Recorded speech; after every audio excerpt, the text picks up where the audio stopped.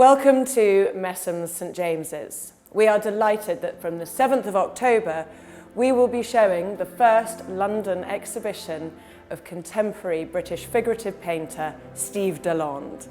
The gallery right now is full of the most wonderful, richly coloured canvases. Well, this is a very special morning this morning because it's Steve Deland's first show in London, and a show that we've been working together on for almost 2 years, I suppose, but I know he's been painting solidly for 14 months, and the pictures went up in the gallery yesterday for their first showing and have already caused a great deal of excitement. Steve, this is one of my most favourite pictures, I think, cut from the same cloth, and you've got these two lovely figures. Again, really boldly put in the way your style is.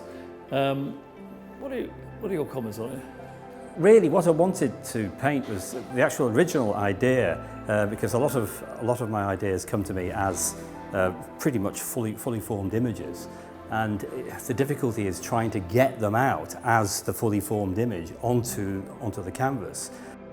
A lot of my work is actually about relationships between men and women, and I think, you know, the empty pail suggests a sort of a struggle. Maybe he's a bit more vulnerable in the She's holding relationship. These poles up. Well, yes, exactly. I actually use those vehicles, motifs, if you like, in lots of paintings, and it's that idea of actually supporting. She's actually holding up the infrastructure.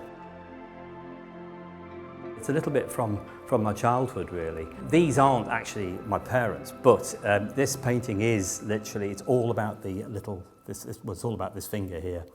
And this is a gesture of... She's opening her hand out. Well, it's an olive branch. It's a gesture of reconciliation. Yeah. His head is turned away. They've obviously had a disagreement. The bowl is empty. There's no flowers, you know, and it's a very important moment in both of this couple's lives.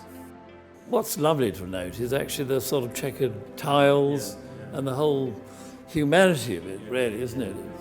Well, I wanted the flowers were a sense of, you know, the tenderness, and this sort of crushed bowl at the bottom of the flower pot, slightly distorted, just to sort of suggest that, you know, not everything is perfect within No, it's very life. Yes.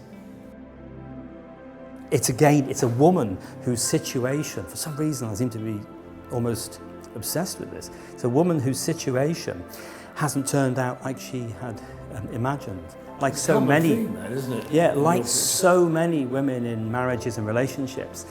And I was showing it to her, and we were talking about it, and she said, and I thought it was brilliant, she said, she's feeding her dreams to the crows. And it just made so much sense, because that's what it is. He is going, well, I don't care, it's indifference.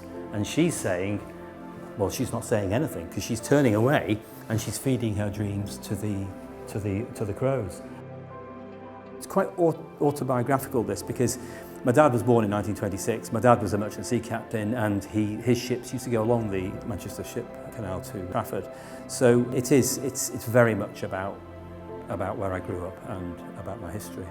Around about 1991, I did a series of drawings of Billinge Brick Factory. It was only up until very recently that I actually started to produce works based on that, and this was actually one of them. I actually like, you know, the architectural sort of structure of this. It's sort of brutalism, and, you know, the contrast next to the brick. Well, this picture, I think, is a marvellous marriage between the two subjects, the gasometer and the gas man. You know, tell me something about it. What I wanted to do is I wanted to try and create a sense of hands that have worked hard his entire life, where the hands are very similar to all the rusty gasometers. So there's a similarity of tone, almost as if he's actually merging into the gasometers. He is the gasometer, isn't he? Yeah, really? He is, yes. This one, I think, is interesting because it actually has a slightly different emphasis to quite a number of pieces in the exhibition. We've got a still life here, which could be very sweet and kind of obvious, but you've added all sorts of wonderful motives down here. Would you like to tell us about those? I mean, it is quite an unusual painting for me, this. I absolutely love lilies, beautiful, you know, diaphanous quality of them. But I wanted to actually depict the life cycle. So what I wanted to do was to actually include a sense of seasonal change. Yes, lovely. I love the romantic, bucolic quality of landscape. So with this particular painting, this is from a place called Bolfama. It's not an exact reproduction or naturalistic painting, but it sort of brings in these sort of imaginative qualities. The red shoes are suggestive of a different time in her life, a time when she was happier, a time when she was maybe in love and nurtured and felt like she had a future.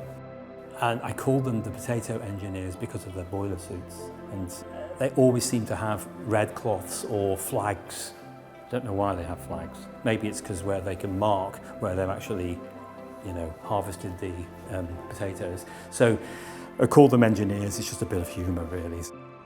We look forward to welcoming you to the gallery so that you too can see these paintings, stare back at them as perhaps they are staring at you, and just open the conversation with these extraordinary works.